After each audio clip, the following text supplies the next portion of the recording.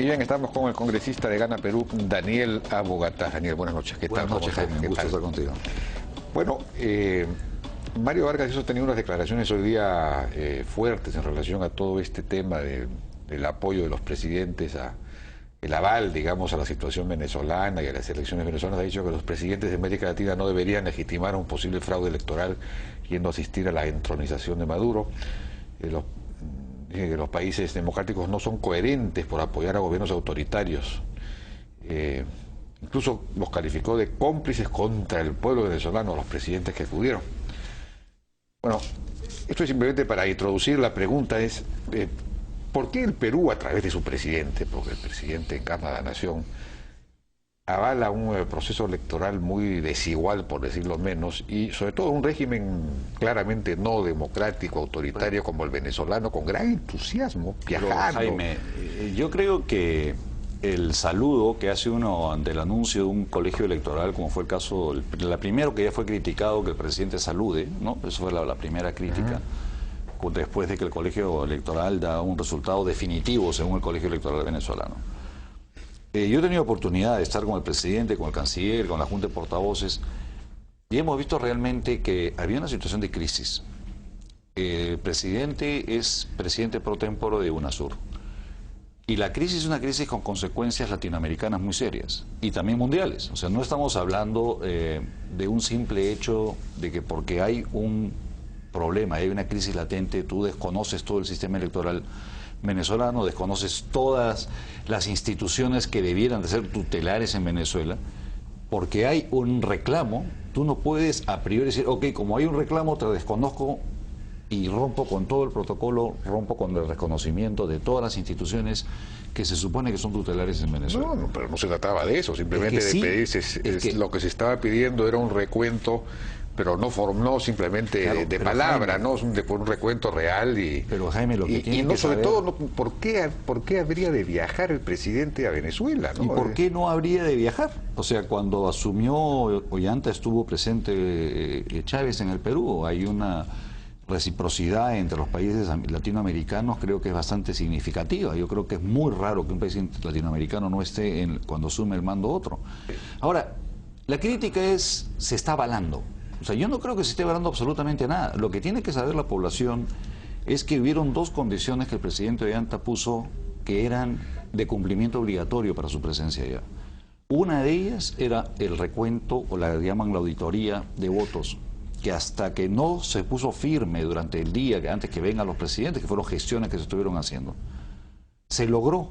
Y el colegio electoral reconoció que iban a hacer la auditoría de votos. Y lo otro que se exigió... Pero igual lo juramentó, es decir, y luego declaró que era irreversible la juramento. Es decir, encuentre lo que se encuentre, es decir, ese conteo... Yo no creo que sea irreversible, Jaime. Si se encuentran cosas extrañas, pongámonos en la situación, si bien yo no las considero como paralelas, en el caso de Fujimori. Fujimori se fue por la presión de la población. O sea, al fin y al cabo... Por los Vladivideos, se fue por los Vladivideos. En ninguno de los casos que hemos tenido situaciones de esta naturaleza ha habido una participación de países extranjeros para que, salvo pues la invasión de Panamá, Bueno, de la época de Noriega... Recuerdo que vinieron solamente dos mandatarios, que eran los del Ecuador y el de Bolivia, me parece. Claro, pero... No, porque decir los países inmediatamente vecinos y hubo... Pero veníamos de una dictadura claramente donde no había ninguna discusión. El problema es, en octubre, alguien de los que está objetando el día de hoy que hubo fraude, dijo que Chávez le ganó con fraude a Capriles. Nadie dijo nada. Es el mismo sistema electoral, son las mismas instituciones, y ahora porque hay una diferencia... Bueno, siempre se ha dicho que habido, digamos, lo mismo que se decía de Fujimori en la reelección, ¿no? No es que necesariamente haya un fraude el día de la elección, aunque ha habido presiones a los votantes con los famosos asistidores y todo lo demás, pero quizás en los votos mismos no haya habido... Pero sí ha habido, todo el proceso ha sido fraudulento, Claro, en el sentido de que no había libertad de expresión, en el sentido de que Capriles no tenía acceso a los medios, etcétera, etcétera, etcétera. Mira, entonces eso se ha dicho siempre. Mira, pero es que hay que tener en cuenta, Jaime, tú tendrás que reconocer que nosotros nunca reclamamos un fraude cuando hemos tenido en dos campañas electorales, hasta lo que yo diría ahora, un bullying mediático, ¿no? Y nosotros en ningún momento dijimos acá hay un fraude porque digamos tenemos a toda la prensa en contra, porque no, o sea, evidentemente no es positivo para la democracia que tú tengas prácticamente un monólogo en todos los medios de comunicación. Ese es un tema que los venezolanos tienen que resolver ellos mismos. O sea, hay libertad de expresión, pero el Estado prácticamente ha copado todos los medios, eso no es lo ideal. Pero de ahí a saltar que es una autocracia, que hay una dictadura... ¿No consideres que hay una autocracia en Venezuela? Mira, si con el mismo sistema Chávez... ¿Cómo defines tu democracia? Pero es que, ¿qué cosa es lo que quieres entender por democracia? O sea, cuando... Todos los poderes están controlados por el presidente, ¿eso te parece democrático?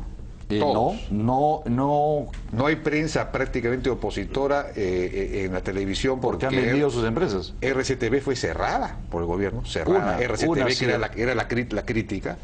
Y Globovisión, pero también cuando que de alguna manera que era más o menos neutral, aunque con una cierta crítica, simplemente lo han forzado a vender a un empresario. Cuando Alan García cerró varias estaciones de radio, igual lo acusaron a Alan García de estar yendo contra la libertad de expresión.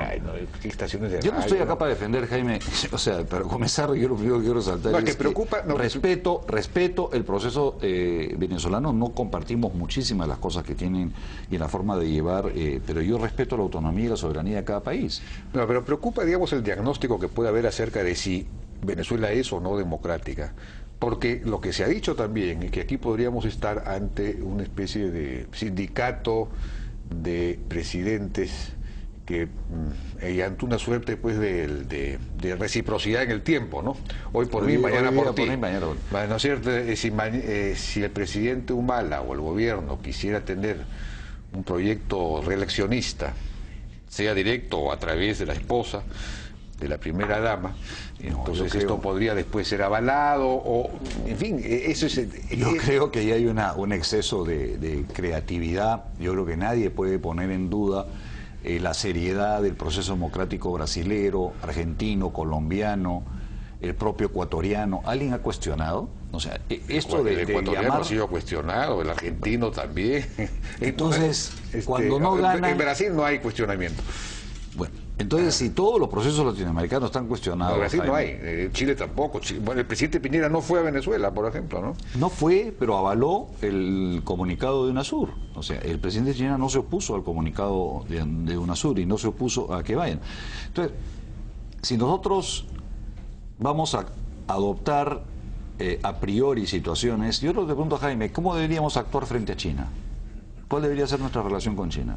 Nosotros debiéramos de tener relaciones con un país que abiertamente es absolutamente antidemocrático, que no tiene absoluta, no existe libertad de expresión, de movimiento, de defensa de derechos humanos. China es el ejemplo de todo lo que no debe haber un país, pero ahí sí está bien. Cuando George Bush hijo hizo lo que dicen que hizo respecto a las elecciones, ahí sí está bien. Cuando pasó lo de México con Obrador... Nadie dice que esté bien, pero con China no podemos hacer nada. En cambio, Venezuela estamos dentro de UNASUR. Tampoco podemos ser tan irresponsables, Jaime, de crear una crisis continental y hasta bien mundial, porque tú entras en una guerra civil en Venezuela, saca del mercado al cuarto productor de petróleo del mundo, y anda miren la fiesta que nos vamos a meter. O sea, hay consideraciones que es importante que la población sepa, que cuando un presidente, sobre todo en el caso del presidente Ollanta, tiene la presidencia pro tempore de UNASUR, no se trata simplemente te conozco, no te reconozco, no, hay una serie de implicancias muy, muy serias para toda América Latina. Una de esas implicancias es la posibilidad de la reelección conyugal en el Perú. ¿Esto es una posibilidad o no es una posibilidad? Mira, yo creo que las leyes son suficientemente claras. La ley electoral peruana es clara, ya se ha manifestado de que la propia primera dama ha dicho que ella no está en ninguna manera a favor de leyes con nombre propio. Yo creo que ese es un tema que ahora ya querer jalar de los pelos, que diría, como tú lo has señalado, día por ti, mañana por mí, yo creo que eso es algo que los propios peruanos no van a aceptar, ¿no? Bueno, el otro elemento que entraría en juego en este cuadro, digamos, sería el temor que sienten algunos de que el gobierno se está yendo nuevamente hacia la famosa gran transformación, ¿no? Hoy día hay una declaración de Otárola que dice: la hoja de ruta es el camino para llegar a la gran transformación. Entonces uno lo que se pregunta es, ¿qué quiere decir esto? Es decir, ¿quiere decir que la hoja de ruta, si se cumple, vamos a conseguir una gran transformación debido a lo que está establecido en la hoja de ruta? ¿O la hoja de ruta es una manera de llegar finalmente al plan originario de la gran transformación. No, mira, Jaime, yo creo... ¿De qué estamos hablando? Es decir, aclaremos. No, es que todo Jaime, el mundo está preocupado, los empresarios, todo el mundo yo creo que hay una intencionalidad de generar un cierto nivel de zozobra con algo de que creo que el propio presidente Ollanta, por sus propios actos, no por imposición de nadie, ha demostrado que nosotros nunca fuimos lo que nos quisieron pintar como que éramos, para comenzar. O sea, a nosotros nos pintaron como antidemócratas y antiinversión. Eso fue un cliché que nos pusieron, que se repitió, pero nosotros nunca aceptamos. En el plan originario de la gran transformación. Mira, podíamos sacar todas las citas que hay ahí, pero mira, eso felizmente fue dejado de lado. Fue dejado de lado, y eso fue dejado de lado conscientemente. No fue dejado de lado para ganar unas elecciones. Esa es la gran diferencia del presidente Ollanta con, creo yo, sus antecesores, que decían cualquier cosa en campaña con tal de llegar a la presidencia. O sea que esta frase no significa que de ninguna manera, o sea, comenzamos por la hoja de ruta y terminamos en el plan de la gran transformación, sino que la hoja de ruta va a producir una gran transformación. La hoja de ruta está produciendo una gran transformación, Jaime. ¿Cuándo has visto tú que en un país como el nuestro, en los últimos 15 años, cuántas veces la población ha entendido que realmente ahora hay una intencionalidad seria y cierta de trabajar por los excluidos en el país? La población lo percibe, la población lo está viendo. O sea, hay una verdadera transformación en ese sentido, eso no lo puede negar nadie. Bueno, la pobreza se redujo tremendamente en los últimos 10 años, ¿no? Es decir, sin necesidad de llamarle gran transformación, se produjo, ya se produjo una gran transformación en ese entonces, sentido. ¿por qué esa reducción, Jaime, no se reflejó en la aprobación de los presidentes? Por incapacidad política de capitalizar esos logros. ¿Tú crees que no? No, es que Alan García, la gran virtud de Ollanta Humala es que sabe sentirse... Crecer con redistribución. Esa es la gran diferencia, Jaime. Correcto. Bueno, y entonces a eso se refieren simplemente, pero por ejemplo, esta propuesta que ha sido confirmada por el premier de Petroperú, de que se quiere comprar Repsol y conformar un monopolio de los combustibles y regresar pues al Petroperú de los 70. Mira, a mí me encantaría poder pensar en un Petroperú como Petrobras, por ejemplo, ¿no? O un Petroperú como ENAP de Chile, o como Ecopetrol. O sea, yo la verdad que si pudiéramos tener, aunque sea la 10ª parte de lo que es ENAP en Chile, yo estaría feliz, porque puedo garantizar la seguridad energética, un gas licuado... ENAP no produce petróleo. No produce, pero vende más del 50% del combustible que compras tú en el Perú. Nos lo venden ellos. Es una importadora. Es una importadora que se lleva todas las utilidades para Chile. O sea, no es una importadora de petróleo a Chile. Y a Perú también. Ellos son los que venden más del 50% del combustible que compras tú y que compramos todos. Es la empresa estatal chilena. Entonces, ellos están en minoría en Primax con el Grupo Romero. ¿Cuál es el esquema? En minoría con el Grupo Romero. Hay que decir las cosas como son. No son bueno, en fin. Son minoría. Pero ¿cuál es el esquema que ya está por todos aprobado? Que esto viene desde el gobierno de Alan García. 20% de Petroperú va a ir al sector privado. Todo el mundo está de acuerdo con que el 20% de las acciones de Petroperú se van a vender. ¿Por qué no podemos volver a un esquema? Eso hasta ahora no hay ningún avance. Ya hay la ley, ya está todo dado. Pero dime, ¿por qué no podríamos, Jaime, hablando acá hipotéticamente, hablar de un esquema? ¿A ti te parece bien que el Petroperú sea... Yo creo que los grifos son fundamentales. Los grifos son fundamentales. La gran utilidad en la comercialización... ¿Para qué serían fundamentales? Por el fortalecimiento propio de Petroperú. Nosotros necesitamos una empresa de energía que sea sólida y fuerte. ¿Por qué? ¿Cómo que por qué? O sea, la seguridad energética... Necesitamos petróleo, necesitamos producir petróleo. ¿Y cómo lo vamos a...? No necesitamos una enorme empresa petrolera, necesitamos petróleo. ¿Cuánto hemos petróleo? Incrementado con el sistema actual de privatización de absolutamente todo en el sector de hidrocarburos? ¿Cuánto se reduce año a año nuestra producción de petróleo? Tú agarras las estadísticas, llegamos en la época de Velasco a 200.000 barriles, ahora no llegamos a 110.000. Claro, ese es el esquema de privatización, 100% todo para el privado. La gran caída se produjo cuando Petroperú era monopólica, entre los años... Sí, en los años 80 se produjo la gran caída. Te puedo traer las estadísticas. Y luego siguió cayendo porque el Estado no ha sido capaz de licitar más pozos petroleros. El único que fue capaz de hacer un oleoducto fue el gobierno a través del Estado. O sea, ¿quién? Ese es el oleoducto con el que seguimos viviendo. Bueno, entonces esa es la idea, regresar a un... No, te digo que no es la idea, pero tú no puedes resucitar a Velasco para tú no puedes tener un país soberano dependiendo del combustible que te venda la empresa chilena X. O sea, yo honestamente te digo que no lo veo, no puedo concebir un país que dependa de que si la empresa chilena quiere venderte gasolina o el precio que te la quiera vender, en mi país... Es una empresa peruana. peruana. Bueno, pues tendré, De por algo Grupo soy Romero, nacionalista. Grupo Pues, Romero chileno, Grupo Romero chileno. No, Bueno. es que acá les da tanto susto Entonces de que la preferimos- empresa estatal peruana, pero cuando viene la chilena, alfombra roja. Cuando viene Petrobras, la alfombra roja. Pero cuando es la peruana, no, tú no puedes. ¿Dónde está la igualdad constitucional? Pero Petroperú existe, Claro. funciona. Es la empresa más grande que hay en el Perú. Claro, y todos esos más grifos grande. son los La que pregunta es vendió por qué Petroperú. tiene que ser un monopolio. ¿Por qué quieres los grifos? ¿Por No, qué quieres los grifos? porque ahí está el negocio, pues. Ah, porque ahí está Ahí el está el negocio. negocio. O sea, si yo voy a invertir en Y Petroperú, entonces ¿por qué no te digo? otro- Si mañana sacan a ¿No será personas para naturales... para poder control de precios, por ejemplo? Para ¿Qué poder, control de para precios? controlar, regular los precios. No, Jaime, yo creo ¿No? que esos son... control de Para precios subsidiar. es un absurdo. Bueno, el subsidio se viene dando. Los subsidios se vienen dando en muchos sectores, Jaime, y nadie dice esta boca es mía. No hay ningún subsidio de los combustibles. No, en los Hubo un combustibles- momento que había un fondo de Hay estabilización, un fondo de pero ya no estabilización, existe. pero, Ya Jaime, no existe. existen subsidios al sector financiero. ¿Cuál subsidio del sector Te financiero? lo digo, Jaime.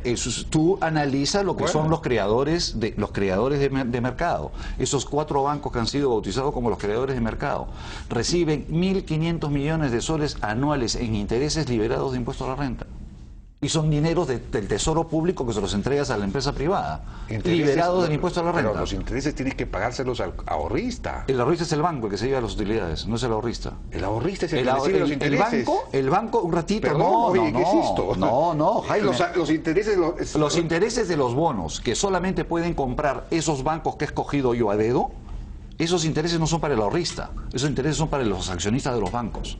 Eso es un subsidio directo al sistema financiero. Y esto viene ¿Por del qué señor subsidio? Carranza, desde el año 2007 o 2008, el señor Carranza, donde creó todo este sistema, que es muy lindo. O sea, tú no quisieras comprar los bonos del Tesoro del Perú al 7-8% al día de hoy, en vez de que te paguen en el banco 0.50 por tus intereses. No, tú no puedes comprarlos. Solo los compra el Banco Continental, el Banco de Crédito y tal fulano de tal.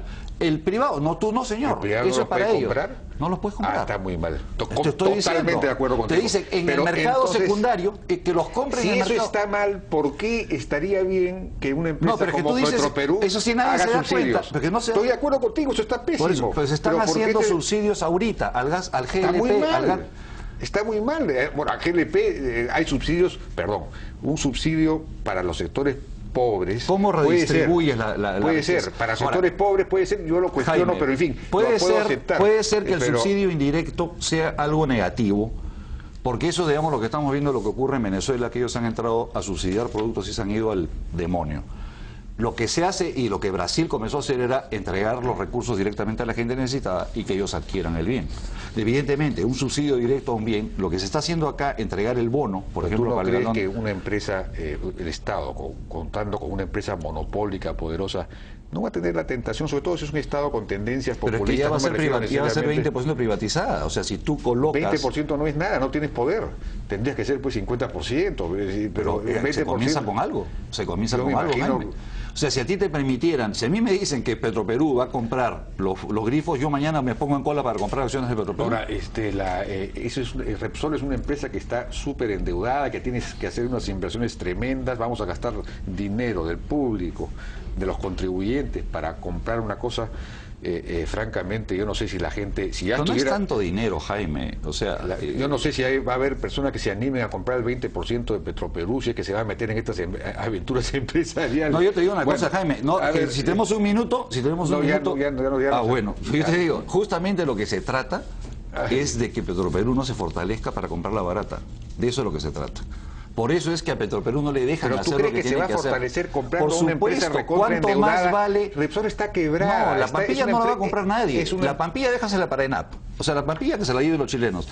A los chilenos. Donde está la carne. ¡Qué barbaridad! Donde está Traidora a la patria, traidora a la patria. Donde está la muchísimas- carne son los grifos, ¡Qué Jaime. barbaridad! Qué Ahí horror. estamos. Bien, Ok. muchas gracias, Daniela Bogatás, por A ti, Jaime, por la participación invitación. ahora. Vamos a una pausa.